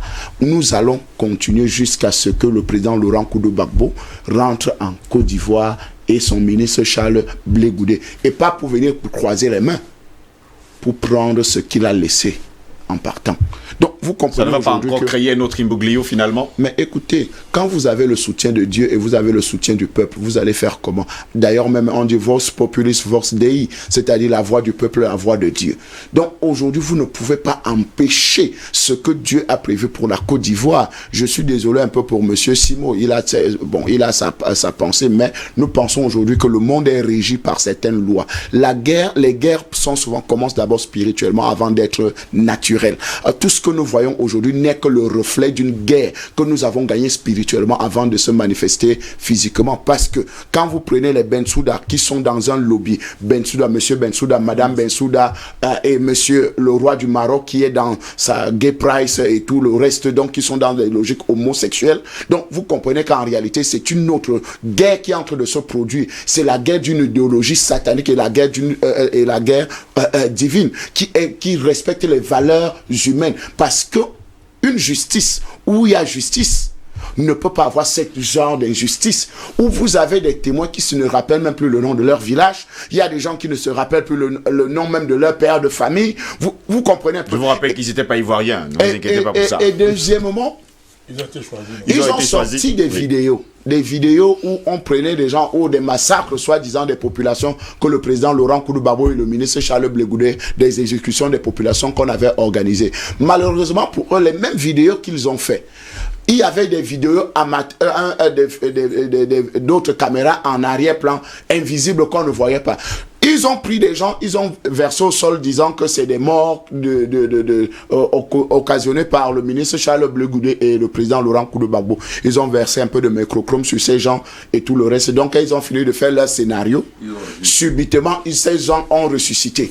Heureusement qu'il y avait une caméra en arrière qui était en train de filmer justement, en fait, une double caméra qui se filmait le scénario. Finalement, ceux qui étaient morts, il y a de cela quelques minutes, sont ressuscités. On les filmait ressuscités. Donc, on les filmait. Donc, vous comprenez que le mensonge n'a pas de longues jambes. La CPI est entrée dans un mensonge complaisant. Et une chose, comme je prends toujours les Saintes Écritures en référence, Jean 8,44, ils ont pour père le mensonge. Ils sont menteurs dès le commencement. Ils ont pour travail de faire ils ont pour mission de faire leur travail, le travail de leur père. Et leur père est menteur dès le commencement. C'est pour ça qu'ils sont fils du diable. Vous comprenez un peu, parce qu'ils mentent même en mondiovision. Ils mentent sur les choses qui sont palpables, qu'elles sont vraies. Donc vous comprenez qu'en réalité aujourd'hui, le procès en sorcellerie, le procès de sorcellerie, le procès qui n'avait rien à voir avec la justice, aujourd'hui la victoire est nôtre parce qu'on ne peut pas cacher la lumière du soleil.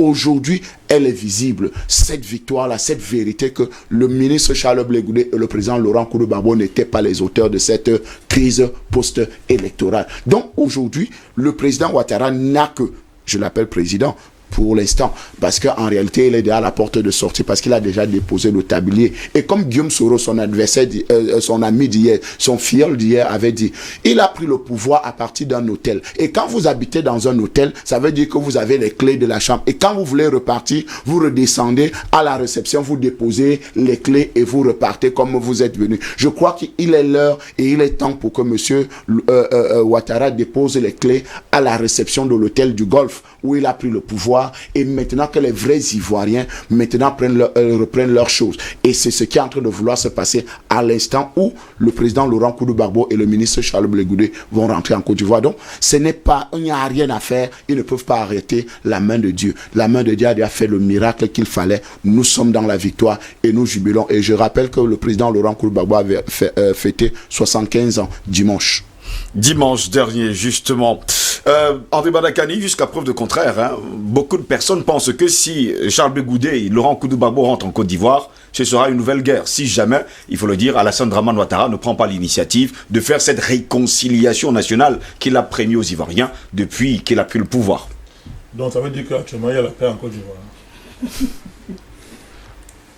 Il faut savoir ce qu'on dit. Hein. L'impérialisme appelle paix sa domination criminelle. C'est-à-dire que quand l'impérialisme domine, écrase les gens. Après avoir versé un océan de sang, il appelle ça la paix. Vous voulez faire quel procès? Il n'y a plus aucun procès à faire à Barbeau. On aime dans quel monde? Ce monsieur au pouvoir de façon légale, tranquille chez lui. Les gens prennent les armes, armés par la France et la communauté internationale autoproclamée. Les Français sont là jusqu'à tuer 9 de leurs soldats. Aujourd'hui, quand j'ai commencé à le dire, aujourd'hui, les enquêtes sont à un niveau où on a bloqué la justice en France. C'est-à-dire que tout démontre, aujourd'hui, ils ont commencé à enquêter, mais comme il faut protéger des développeurs, Alio Marie et tous les vampires qui ont tué les Français, l'affaire est bloquée. Ça aurait été un pays africain que ça n'aurait pas dit. Et ce n'est pas le seul cas. Ils sont allés jusqu'à tuer les soldats français parce qu'ils voulaient renverser un homme. Ils tuent les soldats pourquoi? Parce que Gbagbo avait acquis les Sukhoi. Il a lancé l'opération Unité qui devait anéantir la rébellion. La France ayant vu ça, a dit qu'est-ce qu'on va faire? Mais ce soir-là, le président Laurent Koudou-Barbeau appelle le président français, lui dit demain matin, je vais bombarder tous les camps de la rébellion. Donc il dit non, vraiment, il faut d'abord arrêter. Il faut qu'on vous donne d'abord les instructions pour que... Il dit mais je ne vous appelais pas pour demander instruction. Je vous appelais pour vous informer que voici ce qui va se passer. La preuve. Ils ont commencé cette opération justement comme le président Bandakani le disait. Vous comprenez donc pourquoi aujourd'hui en justice l'affaire est bloquée en France? Parce que les preuves existent. Cette conversation a été enregistrée, les preuves existent. Bien sûr. Le président Barbeau a ces preuves-là. Mon cher Anatole, oui, donc voilà les pays que vous appelez État de droit. Voilà votre droit international. Et vous avez des Africains qui sont champions pour lutter pour la justice en interne, mais qui soutiennent l'injustice à l'international et prétendent c'est-à-dire établir la justice à l'intérieur. Donc, le centre, c'est une dictature, c'est un monstre. Les périphéries vont être des anges. Vous avez vu ça? Vous avez vu qu'à l'endroit au monde, dans une maison, les parents sont des démons, les enfants sont des saints. Vous avez vu ça où? Ça se passe comme ça.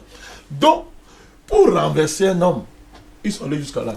Et lorsqu'ils ont bombardé, ils ont fait ça. Les populations ivoiriennes ont commencé à manifester. Tout à l'heure, Anatole l'a brillamment démontré. Chirac a instruit, on a tiré sur les Ivoiriens dans leur pays. Et non content d'avoir fait ça, on allait encercler le dossier du président pour le tuer. C'est pensé, non?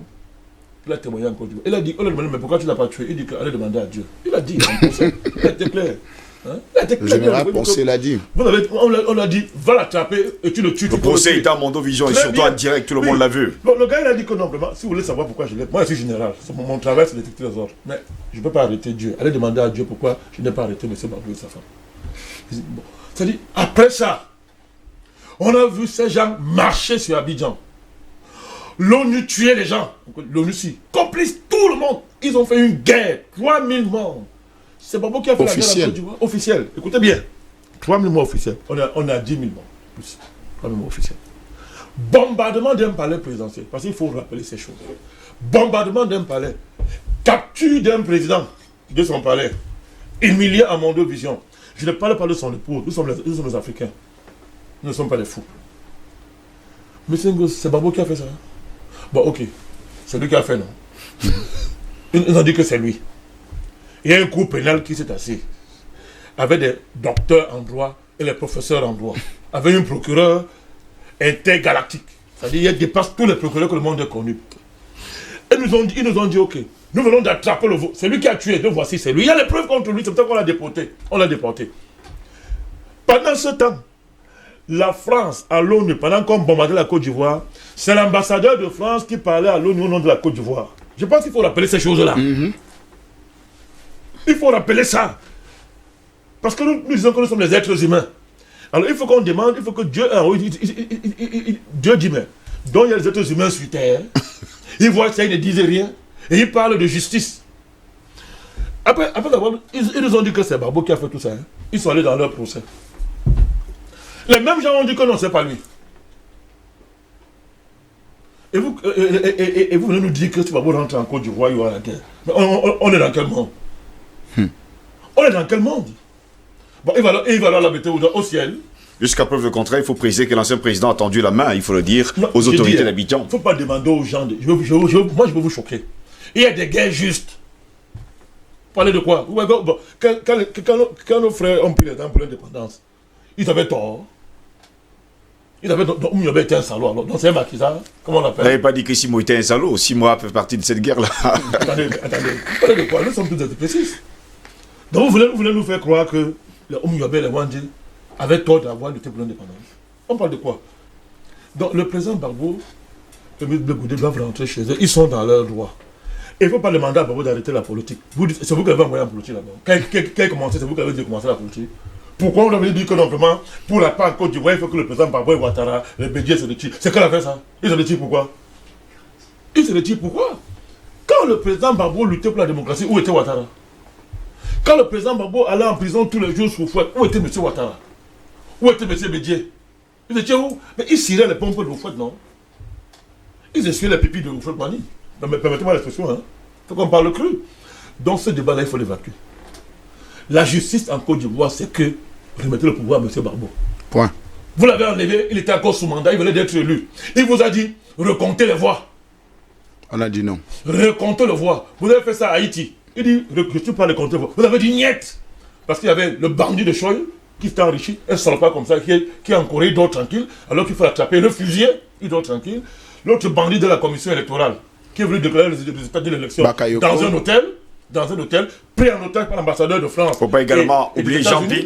Et des États-Unis. Je ne vais même pas citer cela. Je lui fais trop d'importance. Ce n'est pas les gens ici. On lui fait trop d'importance. En sérieux. Tout à l'heure, ce que nous a dit de pas citer certaines personnes qui sont des pions, même damiers.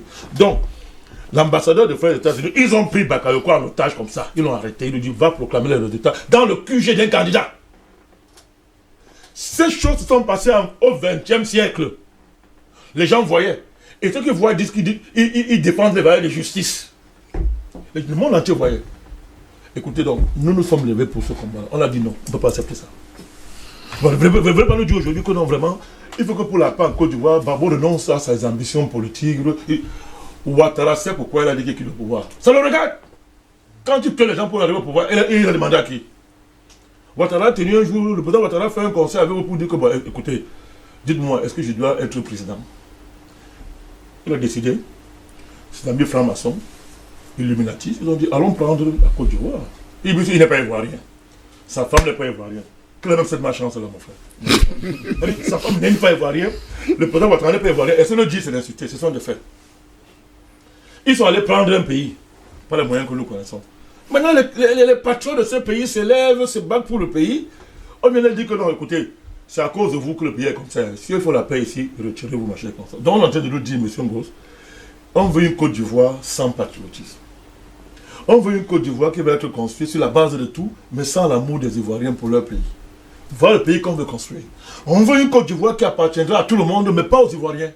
Parce que Bolloré est ivoirien. Non. Le roi du Maroc est ivoirien. Monsieur et madame Mensouda sont-ils ivoiriens? Tous les chocolatiers là sont ivoiriens. Monsieur le président Ouattara et son épouse sont-ils ivoiriens? Sarkozy est ivoirien. Sarkozy est ivoirien. Lui, qu'est-ce que continue à percevoir les relations en Côte d'Ivoire? Monsieur Sarkozy. Il est conseiller d'ailleurs. Hein. Bon, très bien. Lui, il est conseiller de monsieur Ouattara, mais il est agent marketing du groupe Accor. Mais l'autre, l'ancien président burkinabé, vient de le remplacer comme ambassadeur au Qatar de la part de la Côte d'Ivoire. Est-ce que vous comprenez Blaise Compaoré. Oui. Mais écoutez ça. Voilà un pays. Quelqu'un a été président du Burkina Faso pendant 22 ans. Il finit son poste de président. Il devient ivoirien par décret de M. Ouattara. C'est-à-dire, il a été président du Burkina Faso pendant 22 ans. Donc pendant 22 ans, il était burkinabé. Pendant qu'on veut le juger. Pendant qu'il le pouvoir, on le change de pouvoir. Ses amis français l'expliquent. Il devient ivoirien. On le met en Côte d'Ivoire. Il devient ivoirien. Mais il n'y a pas plus grave. Maintenant, il est ambassadeur de la Côte d'Ivoire au Qatar. Et vous regardez tout ça. Et vous dites que pour votre fausse paix, vous êtes prêt à tout pour ça. Non, il faut bafouer tous les principes. Non, il faut que la paix. Babo est trop vieux, il doit se tuer de la politique. Lui est bédié pour que non, il y ait la paix. Moi, Ouattara, j'ai montré les amis. C'est un grand démocrate. J'ai montré les amis. C'est son problème. On s'en fiche. Il faut remettre le pouvoir à Bakpo, au président Babo. Il était président quand on l'a enlevé par la force. C'est clair. C'est la vérité. Donc, si les gens qui parlent de réconciliation en Côte d'Ivoire, s'ils sont sérieux, ils doivent savoir que la base de la réconciliation, c'est d'abord de remettre le pouvoir à Babo. On vous a bien suivi, hein, président Badakani. Jusqu'à peu de contre Albert Anatola, ici, 123 pays ont signé, il faut le dire, le traité de Rome. Eh bien, si un temps soit peu Laurent Koudou-Babo et Charles Blé Goudé doivent se retrouver dans l'un de ces pays, cela, c'est une façon, en tout cas pour la Cour pénale internationale, de garder d'ailleurs le contrôle, car les pays membres sont tenus de collaborer et d'exécuter toute ordonnance qui vient de la Cour pénale internationale, s'ils veulent, en tout cas, il faut le dire comme ça, arrêter une nouvelle fois les deux hommes. Déjà, il faut indiquer, pour le préciser, pour que les téléspectateurs qui nous regardent comprennent très bien que M. Laurent Gbagbo et M. Charles Blé Goudé, donc dans un régime de semi-liberté, ne sont pas en liberté. Oui. Ça, il faut le préciser. Et il faut quand même indiquer également, pour des faits historiques, parce qu'il y en a beaucoup, hein, il y en a beaucoup. Le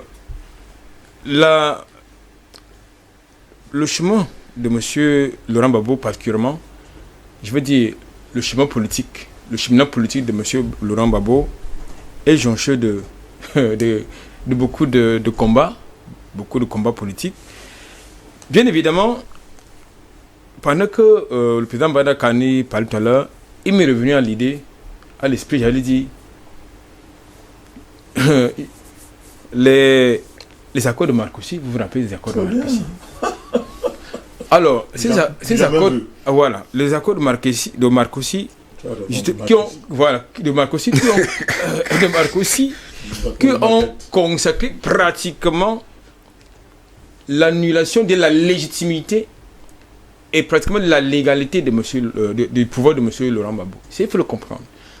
C'est-à-dire que, comme nous avons l'habitude de le dire tout le temps dans cet espace, c'est-à-dire qu'on va débattre des problèmes africains sur le territoire français et on prend ces décisions-là pour les imposer sur le continent. Bon, ça me pose un problème. Deuxième chose, je crois qu'aujourd'hui, il est impératif de comprendre une chose. Lorsque vous voyez l'international socialiste se mêler d'une affaire politique en Côte d'Ivoire, notamment pour ce qui concerne le Front populaire ivoirien qui est un parti socialiste, ça ne vous dit pas quelque chose? Que là maintenant, nous ne sommes plus dans les alliances politiques, mais beaucoup plus dans les intérêts. C'est ça qu'il s'agit. Le Front populaire ivoirien a été exclu de l'internationale socialiste française. Ça, il faut le préciser. Ça, c'est important parce que nous parlons de l'histoire. Ça, c'est très important. Ce sont les socialistes français. Donc, lorsqu'on aboutit à ce genre de casting, ça veut dire qu'il y avait un projet qui était en cours et qui l'est toujours d'ailleurs. Pourquoi? Parce que, comme je l'indiquais tout à l'heure dans ma deuxième prise de parole, Laurent Gbagbo a eu le courage, je dis bien a eu le courage de démanteler tous les accords qui reliaient la Côte d'Ivoire à l'Hexagone, c'est-à-dire la France. Et il vous rappelle également que M. Houphouët-Boigny, c'était un francophile assumé. M. Houphouët-Boigny était un francophile assumé. Mais, expliquez-moi qu'est-ce qui s'est passé pour que ce francophile assuré qui avait un fils naturel qu'on appelle Henri Konan Dié puisse accepter comme Premier ministre un Burkinabé du nom d'Alassane Dramane Ouattara. Ça veut dire que c'était un projet bien planifié. Maintenant, quand M. Laurent Gbagbo arrive, dans sa vision panafricaniste, et pour donner une souveraineté certaine à la Côte d'Ivoire, il commence à revoir certains accords initialement signés. Il commence à annuler certains. C'est de là où part sa chute. Absolument. Maintenant, à l'époque, on a parlé, à l'époque, nous parlions de la... comment vous appelez cela? Il y avait un vent qui soufflait. Le printemps arabe qui soufflait en 2011. C'est-à-dire que la Côte d'Ivoire était concernée. La Tunisie, l'Égypte, le Cameroun était concerné. Mais sauf que, c'est que quelqu'un dit tout à l'heure dans le cas de cette tribune que ce qui s'est passé en 2001 pour revenir au Cameroun, non, ça ne peut pas revenir, ça ne peut pas. Parce qu'ils ont échoué en 2001. Ils ne peuvent plus. Parce que le Cameroun, c'est un pays complexe. Et ce qui fait la force du Cameroun, c'est une parenthèse, ce qui fait la force du Cameroun, c'est que nous avons eu des guerres d'indépendance. On sait ce que c'est. Et oui, et puis nous avons un métissage culturel. Ça ne peut pas marcher. Deuxième chose, pour continuer dans la thématique qui nous concerne, moi je voudrais surtout qu'on rentre dans le débat de fond. Le débat de fond, c'est quoi? C'est que dans le principe des droits, il faut que la CPI ait une position de droit, c'est-à-dire qu'elle vide cette affaire-là et qu'on libère entièrement et totalement légalement M. Laurent Koudou-Babo et M. Charles Blé Goudé. Parce que tout à l'heure le président Bada indiquait fort opportunément, Jean-Pierre Bemba a été condamné par la CPI. Il a été déclaré coupable. Il a été déclaré coupable et condamné. Mais curieusement, par quelle alchimie s'est-il retrouvé en dehors des jeux de la CPI pour aller compétir dans son pays? Parce qu'il y avait des accords. Et il me semble que M. Laurent Gbagbo refuse justement de signer certains accords qu'on continue de le maltraiter, lui. Et de les maltraiter, lui et Charles Blé Goudé. Ça, c'est important parce qu'on le met sous pression, au même titre qu'on mettait Mandela sous pression en Afrique du Sud. Donc, moi, je pense qu'aujourd'hui, il a de la responsabilité parce qu'aujourd'hui, et c'est clair, il est clairement établi que Charles Blé Goudé, Laurent Gbagbo ne sont plus la propriété de la Côte d'Ivoire uniquement, ou bien des sympathisants ou des militants, que ce soit du RHDP, du EDR, ou... Non. Il s'agit, même ceux qui n'avaient pas de sympathie pour lui, sont devenus ses partisans en Côte d'Ivoire. Je vous rappelle qu'il y avait une pétition qui courait derrière depuis 2011, date de son arrestation. Aujourd'hui, cette pétition compte près de 80 millions de personnes qui ont signé d'ailleurs cette pétition pour sa libération. Laurent Gbagbo est devenu un patrimoine, patrimoine mondial. C'est plus un patrimoine ivoirien. Ça, c'est important de le préciser. Donc, aujourd'hui, sur le plan politique, puisqu'ils ont voulu qu'on règle le problème sur le plan politique, M. Alassane Dramane Ouattara n'a pas d'autre choix. Je l'ai dit tantôt, et c'est vrai, on lui a refilé le bébé pour le mettre devant ses responsabilités. Donc, la responsabilité de Alassane Dramane Ouattara maintenant, c'est de faire quoi, Simo? Parce que jusqu'à preuve de contraire, on veut bien qu'il accepte que Laurent Koudou-Babo et Charles Blé Goudé rentrent au pays à tout prix, mais va-t-il réellement l'accepter? Je pense qu'au niveau où on se trouve, je ne crois pas que M. Ouattara ait beaucoup de choix. Parce que quand vous voyez ce qui se passe à partir de la CPI même, je pense que c'est une perche tendue à ce monsieur pour lui donner la possibilité d'ouvrir un peu l'espace politique en Côte d'Ivoire. Il est sorti par la grande porte. Voilà. Mais malheureusement, je ne sais pas si ses affidés autour de lui vont accepter, parce que ce qui me plaît beaucoup avec le président Gbagbo, c'est la force du silence contre la dictature du bruit. Le bruit des autres, contre la force du silence de ce groupe, parce que quand vous voyez monsieur le président Gbagbo et Blé Goudé, ces gens qui généralement ne font pas beaucoup de bruit. Mais les autres, ils font un ramadan terrible, inutilement. Vous voyez par exemple ce qui se passe autour de ces gens qui font du bruit autour d'eux. Mais ils sont sereins parce qu'ils savent que le monde entier les soutient. Donc ils sont convaincus, et moi je suis convaincu que n'importe comment ils vont rentrer en Côte d'Ivoire. Parce que, tel que soit le cas, si M. Gbagbo rentre en Côte d'Ivoire pour prendre le pouvoir, ça va être la catastrophe pour M. Ouattara. Et je pense qu'il le sait. Il est assez intelligent pour le savoir. Parce que un monsieur, comme on dit les compagnonnistes, qui était chef d'État élu comme chef d'État, et ayant son mandat, on vient l'enlever, on le déporte. sous prétendu qu'il a été commis des gaffes, vous avez 2 lutteurs, vous boxez, on vient vous attraper, on dit vous avez enfreint la loi, on va juger une personne, l'autre boxeur il est où? Ça veut dire qu'une seule personne a lutté contre lui-même et on le condamne. Non, ça doit nous... Ah oui, c'est le droit international. Non, c'est le tordu international, oui. Parce qu'il y a un droit dans ce cas-là. Bon, je voulais seulement attirer l'attention des gens, que les Africains comprennent à quoi sert cette histoire de ces pays. Parce que si on ne l'a pas compris, voilà l'occasion d'éclairer la lanterne de ceux qui sont encore dans l'obscurité. Les Africains doivent quitter cette histoire. Moi, je suis pour ce qu'on quitte. Et l'ONU, et l'Organisation mondiale de la santé, et la CPI, et toutes ces organisations, parce que je l'ai dit tantôt, les Africains sont les seuls à qui on tourne la tête en leur absence. Ça dit, vous êtes quelque part, vous êtes assis, à disons, on est en train de vous raser. Regardez votre tête, mais vous n'êtes pas là.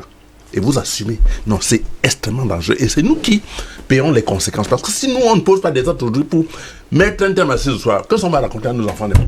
On va réécrire l'histoire de l'Afrique. Notre contribution sera quoi? Le silence coupable. Il faut qu'on mette un terme.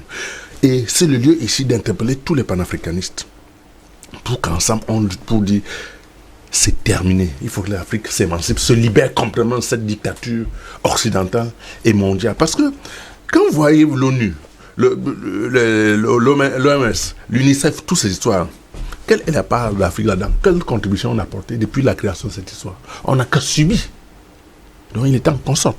Et je pense que la Côte d'Ivoire, quand on a commencé à parler de la Côte d'Ivoire, les gens n'ont pas compris que c'était une raison pour qu'on libère l'Afrique. Parce que ça, c'était une occasion pour qu'on s'engouffre dans ce bandisme organisé par le monde entier contre l'Afrique, pour mettre un terme. Et je pense que la Côte d'Ivoire, là, au moment où on est en train de parler, la CPI nous donne l'occasion de démontrer exactement l'état et les avatars de cette structure. Et on est en train d'y réussir. Parce que là, c'est que la CPI vient de déclarer, en disant que vous êtes libre derrière les barreaux.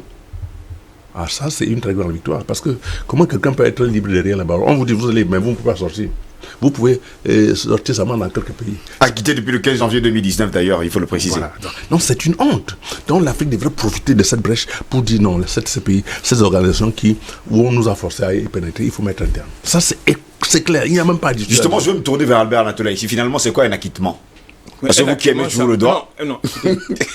Un acquittement, ça veut dire que l'affaire est classée et vous pouvez partir libre. C'est ce que ça veut dire. Ça veut dire qu'il n'y a pas... Mais voilà 2 personnes qui ont été acquittées depuis le 15 janvier 2019 qui n'ont pas bougé. Non, un acquittement, ça veut dire que l'affaire est classée. Parce que, non, l'affaire est classée parce qu'il n'y a pas de preuves, tout simplement. C'est ça, un acquittement. Mais dans le mot acquittement, il y a le mot quitter, donc on vous empêche de quitter. Oui, c'est ça. Même ici, moi je ne suis pas un Français. Dans acquittement, il y a le mot quitter, donc vous ne pouvez pas quitter. Non, acquittement, ça veut dire, en termes juridiques, ça veut dire qu'il n'y a pas de preuves, donc il n'y a pas de preuves suffisantes pour vous maintenir en détention. Mais vous restez quand même en prison, c'est quand même bizarre. Tous sont acquittés, mais vous restez en prison quand même, messieurs. Le président Banda disait que c'est le droit international. André Kissel Fanga, il y a quand même un problème. Depuis 2011, les Africains ont noté le silence coupable de l'Union africaine, des présidents africains, et des institutions africaines. Qu'est-ce qui se passe? Les intellectuels africains même se sont tués. La société civile africaine. Ben, écoutez, quand vous avez des institutions qui reçoivent les financements de l'Union européenne, c'est-à-dire par exemple comme le REDAC et Ahmed Aliscom qui ont voulu recevoir un financement de M. Matthäus, qui était l'ambassadeur de l'Union européenne au Cameroun, pour soutenir que les garçons doivent se faire bombarder en bonne liberté. Donc vous comprenez que c'est normal qu'ils puissent rester tranquilles. Je ne sais pas. Entre eux, les garçons doivent se faire, ou bien les filles, entre eux, doivent se faire la chose. Donc vous comprenez. Donc on leur finance pour aider les enfants à faire la chose là. Et leurs propres enfants sont de l'autre côté tranquilles. Donc on les encourage pas à entrer dans cette affaire là. Donc vous voyez comment ces satanistes là fonctionnent. Donc vous avez ça, l'Union africaine qui est financée presque à 60% par 72% par faut jamais l'oublier l'Union européenne. En fait, l'Union africaine est la pâle copie en fait ou bien un duplicata de l'Union européenne. Donc ce n'est que normal qu'il puisse avoir un silence assourdissant. Mais moi je voudrais vous dire, c'est parce que justement à cette époque il y avait un homme qui ressemble beaucoup à la Chine, qui était le patron de cette Union africaine en 2011, je crois. Et quand le président Laurent Gbagbo disait « recomptons simplement les voix », il avait dit non, vous avez perdu les élections, il faut quitter le pouvoir. Malheureusement, comme je disais tout à l'heure, quand vous crachez en l'air, ça retombe toujours sur votre visage. Lui-même a été candidat dans son pays. Bon, son pays qu'il a adopté parce qu'il n'est pas vraiment gabonais, qui l'a adopté et tout. Aujourd'hui, lui-même a été candidat et il a été battu aux élections et il a demandé qu'il faut qu'on recompte les voix. On se pose la question, mais hier, vous avez refusé le recomptage des voix pour le président Laurent Gbagbo. Vous venez demander le recomptage des voix. Par qui? Donc, vous comprenez, heureusement, comme ils avaient déjà prévu leur concept, parce que c'est un concept qui a été travaillé dans les laboratoires européens, français surtout, et francs-maçons, ce qu'on appelait les présidents élus. Vous comprenez un peu les présidents élus. À l'époque, c'était les présidents légitimes et les présidents légaux. Parce que c'est là d'où le principe de c'était la première fois en tout cas en 2011 que j'ai entendu parler de président élu et de président reconnu. C'était deux termes bien utilisés. Donc voilà comment c'est un concept qui a été bien préparé dans les laboratoires. On a un président élu et puis on a un président reconnu. Et ils ont réussi la première étape en Côte d'Ivoire qui était le champ d'expérimentation. Vous savez que c'est là où tous les francs-maçons étaient avec leur ami le grand maître Ahmed Bakayoko, qui est actuellement le grand maître de la franc-maçonnerie de la Côte d'Ivoire, qui était en train d'expérimenter ce nouveau concept. Maintenant, ils ont déporté le concept. Mal-aimé de Ouattara, il faut le préciser. Bien sûr. Ils ont déporté le concept, ils l'ont amené au Gabon, ils l'ont amené au Cameroun, ils l'ont amené un peu de partout dans certains pays africains. La révolution orange, ne vous inquiétez pas, on comprend. Pour dire que ok, maintenant, il faut qu'il y ait toujours un président élu et un président légitime ou reconnu. Donc, vous comprenez qu'aujourd'hui, et c'est pour ça qu'il y a un certain Camerounais qui se balade partout en tant que président élu, et président élu. Donc, vous comprenez pourquoi? Parce qu'il est en train d'obéir justement au même concept qui a été fait. Même chose pour Jean Ping, même chose pour notre ami de la RDC, vous l'appelez comment là Martin Fayoulou? Non, c'est Martin Fayoulou. Oui, je crois, oui, Martin Fayoulou, voilà, qui est aussi président élu. Donc, tous sont dans ce concept-là. Donc, vous comprenez qu'aujourd'hui, c'est... Qui a prêté ses mains en Europe? En Belgique. Mais qui prête, tous prêtent toujours ses mains. Vous avez vu, Magellan a fait le tour du monde. Dans toutes les ambassades, il était reçu. Non, vous comprenez, Michel, allons-y. Vous sortons de cette édition. Vous comprenez qu'il y a un plan bien encadré depuis 2011 à partir du président Laurent Gbagbo. Donc, et je suis très d'accord avec M. Simon. La Côte d'Ivoire est une vitrine. Donc, on a voulu implémenter ça là-bas pour que ça puisse se contaminer à tous les autres pays africains. D'ailleurs, même au Togo, il y a encore un autre président élu aussi qui vient qui est aussi un président élu au Togo. Du côté du Togo. Du côté du Togo. Donc, vous comprenez que pourquoi ce n'est que dans les pays au précaré français qui utilisent la langue française qu'il n'y a que les présidents élus. Pourquoi les autres démocraties, soi-disant démocraties... À Guinée-Bissau, il a fallu beaucoup de temps d'ailleurs pour qu'on reconnaisse un président. Donc, vous comprenez qu'aujourd'hui, pourquoi ce n'est que dans les pays, l'espace francophone, qu'il y a ce problème aujourd'hui de président élu. Et ça, il faut se poser les questions, il faut se dire, il y a anguille sur roche quelque part. Donc, je finis mon propos en disant, M. Ouattara a organisé la rébellion, que ça soit de 2002. Et je voulais vous rappeler, le président Laurent Gbagbo a continué à payer les indemnités de ce criminel, M. Ouattara, en tant que Premier ministre, parce que chez eux, dans leur constitution, tout ancien responsable a droit à certaines indemnités, même quand il n'est plus en fonction. Donc, Premier ministre Ouattara a continué à recevoir ces 8 millions, je crois, c'est 8 millions tous les mois. Madame Ouattara a continué à recevoir ses indemnités tous les mois. Monsieur Bédié, ancien chef d'État, a continué à recevoir ses indemnités tous les mois. Mais quand c'est arrivé autour de Monsieur Ouattara, il n'a rien reversé ni à Madame Simone Gbagbo, ni au président Laurent Gbagbo. Donc, c'est un violeur. Il viole toutes les constitutions, il viole tous les termes de contrat. Il a promis à Bédié. Les accords de Docro ont été faits que moi, je prends le pouvoir pour tel nombre de temps, l'autre prend pour tel nombre de temps, et à la fin, on fait ceci. Il n'a jamais rien respecté. Donc, aujourd'hui, il faut aussi le violenter. Je dis bien le violenter. Parce que si le président Laurent Gbagbo et Blaise Goudé veulent attendre que Ouattara décide, ça ne sera jamais une décision parce qu'il n'a jamais rien respecté. Donc, il faut forcer leur entrée en Côte d'Ivoire. Et je suis sûr que les Ivoiriens n'attendent que ça. Pendant ce temps, président Bandakani, il y a un autre ennemi qui se lève, enfin, pour Alassane Dramane Ouattara, qui était quelqu'un qui pouvait guetter le pouvoir, Guillaume Baféry Soro, qui également est devenu persona non grata. Il est d'ailleurs obligé de payer des milliards de francs CFA, justement, à l'État de Côte d'Ivoire. Pourtant, il y avait un contrat, comme le disait d'ailleurs André Kisselfanga, que c'était lui qui devait prendre le pouvoir. Après, pendant ce temps, on a également écarté Henri Konan Bédié. Si tu étais policier, j'allais te poser une question. Mais supposons que nous sommes les policiers. Oui. Un bon policier, quand deux bandits s'affrontent, il fait quoi? Il s'assoit au snack d'à côté. Il prend un sirop. Il sirote son sirop.